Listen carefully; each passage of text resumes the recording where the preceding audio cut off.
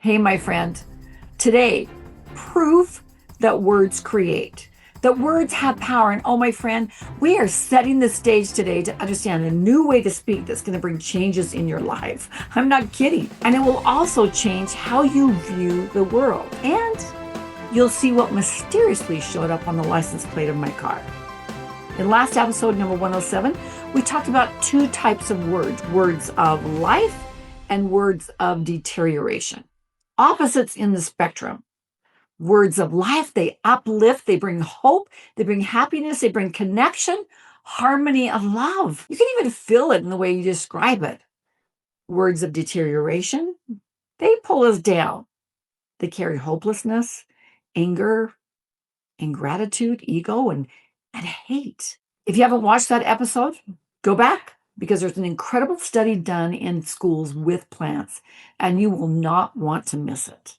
But here's the truth. We all speak both words of life and words of deterioration. We're human. We're fallible.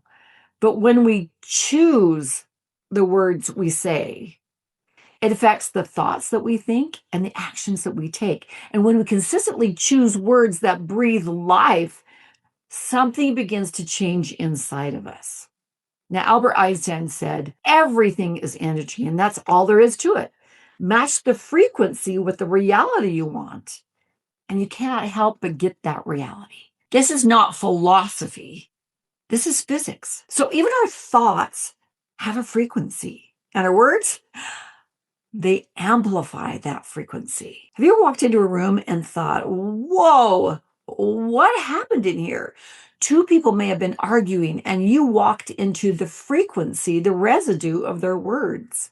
So the words we say are microphone to our thoughts. So if you ever want to know what's happening down in your subconscious, just listen to the words that you are saying. And it's incredibly enlightening when you do that, when you pause and take a minute. So why should we care so much about the words we say? They're just words, right? Let me share with you a true story. A number of years ago, after years of test driving cars, I decided it was finally time to replace my minivan. Not just with anything, but with a vehicle that I had dreamed about, drooled over, test driven. It was an Infiniti QX80. And I walked in the dealership and told the salesman, today's visit is actually going to yield a sale. I'm going to buy that car. And I think he nearly passed out. He may have fallen on the ground. But I drove off the lot with my brand new white SUV. So excited after owning a minivan for 15 years. But that excitement didn't last. Oh my gosh, the gas mileage was horrendous. 13 miles a gallon versus the 25 miles a gallon I was getting before. The turning radius made parking hard and could hardly get into a parking lot. And I started saying things like, oh my gosh, what have I done?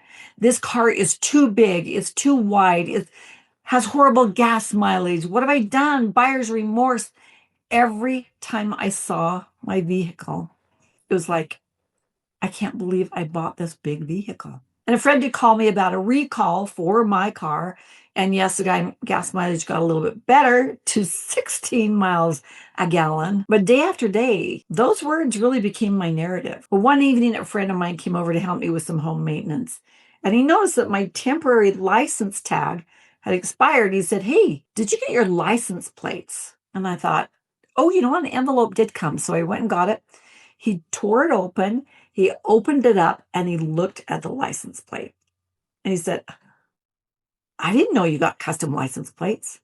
I said, well, I didn't. He goes, yes, you did. I said, no, I didn't. He said, yes, you did. Look at this license plate. Okay, I'm going to show you right now. Look at what model of vehicle I had. I had the QX80. Now look at what the license plate said. Oh my gosh. Look at that.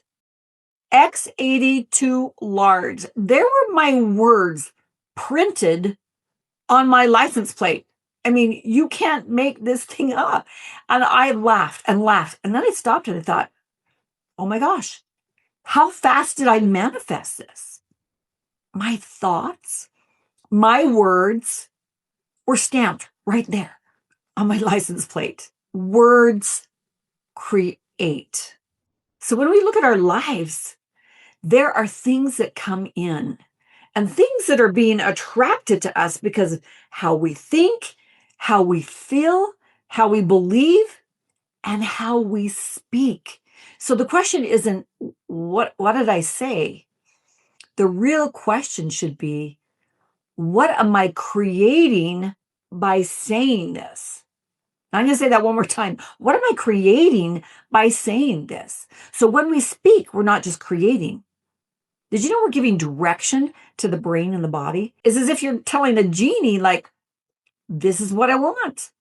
So how is this happening? I'm going to take you down into the subconscious. Truly, I think it's like an iceberg. And at the very tip is our conscious mind, that 5% that we consciously are aware of. So right now, as you're listening to my voice, you are in your conscious mind. But underneath, there's 95%. Well, what's down there? Wouldn't you like to just dive down there and have a look at it? Well, down in there is all the experiences of your life, your grade school, your junior high, your high school. If you're an adult, the marriages, the children, there are the adventures, the joys, the beliefs, the habits, and there's the hard things that are down there, even maybe PTSD moments. It's all recorded down in the subconscious. So it has your beliefs, your experiences, your memories, your trauma, your joyful moments. They're all stored there. And everything you've seen, heard, tasted, touched, felt, and imagined is there. It's recorded there. Now, how does that get recorded? And this may be basic for some of you, but it's important that we understand that, because when we understand the brain and the body, we are able to bring into some skills that are powerful in bringing back control into our life and actually changing the trajectory of our life. So this is a neuron. You can see the axon body, that fat body there, and it's got dendrites, little arms coming off of it. Then you've got that long axon, which is a tail, more dendrites at the bottom, but then it has at the end, that is where that connects with another neuron.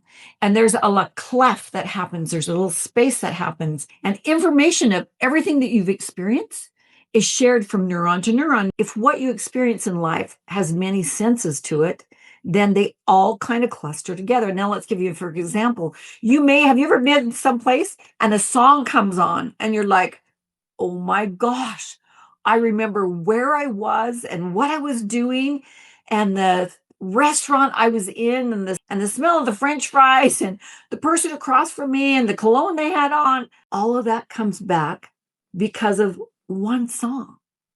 Well, all those neurons, this one is relating to the taste, this one the smell, this one the person, and they are all connecting, creating this neural bundle. And when we relate to life, when we go to react to life, we're the most sophisticated computer out there, because everything is stored down inside of our subconscious. And when we want to know how should we react, it reacts based on the data that's in the subconscious. Now, just like a computer can't spit out something that it doesn't have already in it. It's just like a garden. We don't plant carrot seeds and think that rose bushes are going to come up. If we've never put rose bushes in our subconscious, a rose bush is never going to come up. So if we want our life to be a certain way, we have to put and place that data in there. But right now, what is running the bus, what's driving us, is all the life experiences we have. Now, here's what's amazing. Stick to this channel, because we're going to talk about at an episode down the road how to get into your subconscious and find out what's down there. And what do we need to transmute or change a little bit to kind of free you from some things so that you can move forward faster. So how many neurons do we have in our body? Now, remember, these are little microscopic recording devices in our body. Well, in our brain, 86 billion. Yeah. And it's not just in our brain. This is what's so incredible. Our heart has 40 to 120,000. Our gut has 100 million. Have you ever had gut feelings or belief in your heart? Yeah, we have information recorded in those areas of the body. Isn't that incredible? So what that means is what you say isn't just heard in your head. It's felt in your body. So when you speak, you're giving instructions to your entire system. Now, what's the role of your subconscious? Did you ever know that there's a purpose to that subconscious? It's there to record everything, like we talked about, keep you safe because you go to touch that hot stove. It's like, oh, remember, that's hot. It's there to make you right, and it's there to take orders. So if you say, oh man, I am worthless, your brain goes, okay, got it. Let's go find the proof. So you got to be careful about what we're saying, what proof we're asking, because the brain will just go down and try to find evidence for you. The brain is trying to make you right, not necessarily happy. A better question? How come I'm so remarkable? And then let your brain do that work. I want to talk about idioms for a minute. Now, idioms are a phrase or an expression where the meaning can't be understood from the literal words. Now, I know we all use idioms like get off my back or break a leg or he's a pain in the neck. Now, we understand them symbolically, but your brain, it processes them literally. No kidding. The brain is literal. It's listening and it's trying to do what you are thinking, feeling, and saying. So if we want something different to show up in our life, we got to think different. We got to feel different. We got to speak different. But you can say things like, oh, I am so valuable. If your heart is saying, no, you're not. No, you're not. That's what's being recorded over and over and over again. If you went to 107, two different ways the brain is recording, the body is recording, is through repetition and through emotion. Emotion is incredibly powerful. Now, I wanted to just give you that basic information, but I want to give you something to think about this week. Level up is about gaining perspective. It's about zooming out and seeing things from a higher view and asking, how can I level up what I say and how I say it? In Steve Chandler's book, Reinventing Yourself, he points out the difference between being an owner of your life and being a victim in your life. And in essence, it's kind of like we're speaking one of two languages. We speak victim-ese or we speak ownish. We either assume that we are a victim of circumstances having no power in our life, or we speak with power with the I cans and take ownership. When we choose to see the opportunities, learning, and good, even in the hardest situation, that truly is the language of ownish. Now, let me give you some examples of what that would sound like. Someone speaking victim-ese might say, I have so much homework. This is so stupid. I can't keep up. Someone who's ownish would say, I've got a lot on my plate. So I'm going to figure out how to prioritize this. Now, victim-ese also might sound like, I never get enough time. My life is just crazy. Now, someone who speaks ownish would say, I'm choosing what matters most right now. Victim-ese sounds like, nobody likes me. I always get left out. Ownish sounds like, I want stronger relationships. So I'm going to reach out and try to connect with others. Okay, did you get the correlation? Same situation in life, but a different way of languaging. So one language gives your power away and the other one gives it back. And here's something important. It's not just the words. It's the tone. It's the energy. It's the intention. And you can say the right words, but if the feeling underneath is sarcasm or anger or envy, your brain hears the truth underneath. So this week, just notice. Notice your language and ask yourself, what is this creating? What is this creating? Because next week, I'm going to teach you something incredibly powerful, a new language. You're not going to want to miss this because there are words that we use every day that we think are no big deal, but they are shaping our lives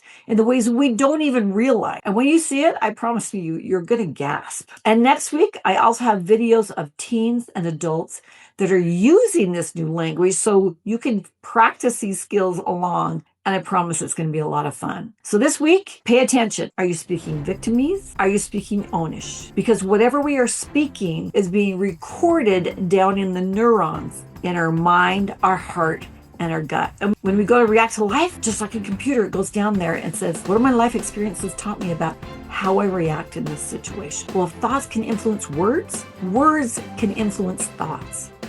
And thoughts influence beliefs, beliefs influence actions, and actions determine where we end up. So when you learn to speak the language of conscious creation, you bring entirely different things into your life. And you start to see life in a very different way. Okay, guys, so what are your words creating? Because we are creators and we create the life we live.